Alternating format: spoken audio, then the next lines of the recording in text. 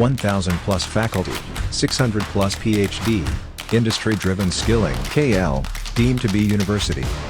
ఏదున్నా ఒక్క వేలతో నీ పరిస్థితిని ఎక్కడికి పోతా చూసుకోని చెప్పేసి చెప్పడం జరుగుతాను. నువ్వు 5,000 5 మంది కలిసినా, మీరు గ్రూపులు కలిసినా,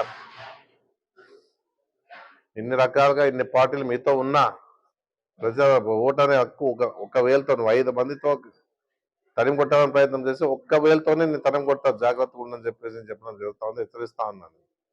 ఇష్టానుసారంగా మాట్లాడితే గొప్పవాడు అనుకుంటా ఉన్నావు. నువ్వు జాగ్రత్తగా మాట్లాడేది నేర్చుకోవాలా. విద్యావంతులు అంటావు, ఏం మాట్లాడాలో తెలియని పరిస్థితిలో మాట్లాడుతూ ఉన్నావు.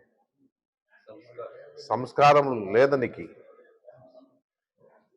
ఏదున్నా ఉన్నది ఉన్నట్లుగా మాట్లాడి ప్రజల్లో ముందు పోలే కానీ అనవసరమైన ఆరోపణలు చేసుకుంటా పోతా ఉంటే ఎవరు నమ్ముతారు? తెలీదా ప్రజలు? ప్రజలు అంత గుడ్డోళ్ళు అనుకుంటున్నావా? ఏదో కులాన్ని అడ్డం పెట్టుకొని ఎన్నో రకాలుగా మా కులంవాడు ఉన్నా అని చెప్పేసి అనుకుంటాను. నీ కులంవాడు కాదు, అనుకుంటున్నావేమో. ఏదన్నా కృష్ణమ్మ నీకు సపోర్ట్ చేయొచ్చు, నీ కులమాయమ ప్రాబ్లం. అందరూ కృష్ణమ్మ మాదిరి చేయాలని ఆలోచన చేస్తున్నా అని చెప్పేసి ఆలోచన చేస్తాను. తప్పది. పార్టీని చూస్తారు, వ్యక్తిని చూస్తారు. ఏదున్నా కూడా ఆదోన్లో ఏం జరుగుతా ఉందని తెలుసుకొని ముందుకు పోతా ఉన్నారు. ప్రజలంతా కూడా గమనించాలని చెప్పేసి నేను కోరుతా ఉన్నాను. మీ బీజేపీలో ఉన్న ప్రకాష్ జైన్ మెయిన్ స్థానికేతరికి ఎంత టికెట్ ఇష్టం అని చెప్పేసి మాట్లాడిన పరిస్థితి ఉంది.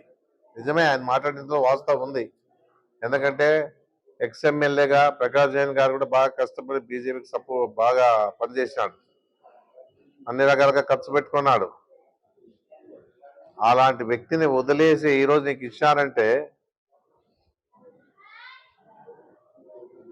ఆయన మాట్లాడిన మాటలో తప్పేమీ లేదు. ప్రకాష్ జైన్ మాట్లాడిన విషయంలో నువ్వు చిత్తూరునిది. గతంలో వైఎస్ఆర్ పార్టీ ఉన్నావు, తెలుగుదేశంలోకి పోయినావు. ఏం జరిగింది తెలుగుదేశంలో? కేఈ ప్రభాకర్ ఏం చేశాడు? చంద్రబాబు నాయుడు ఎదురుగే నిన్ను ఏ విధంగా చేయాలో చేశాడు. ఎందుకంటే ఈ మాటలు ఇవన్నీ ఇట్లా మాట్లాడి అనవసరమైన మాట్లాడి ఆ రోజు ఏం జరిగిందో ప్రతి వారికి తెలుసు.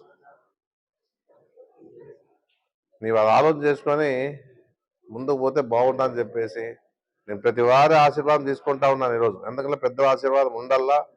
మా పార్టీ పరంగా అందరూ ఆశీర్వాదం తీసుకుంటాం. ఒక హిందూ ముస్లిం అనేది కాదు, హిందువులతో ఉంటాం, ముస్లిమ్స్తో కలుస్తాం.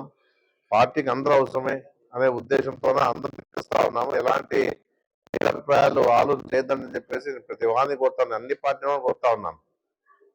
ఏదున్నా మీ అందరి సహకారం తోడుండాలా. ఆదోని అభివృద్ధికి మీరంతా తోడుగా ఉండాలని చెప్పేసి ప్రతి ఓటర్ని నేను కోరుతా ఉన్నాను. మంచి కావాలా అనుకునే వాళ్ళు చాలా మంది ఉన్నారు కాబట్టి నమ్మకంగా ఉంది.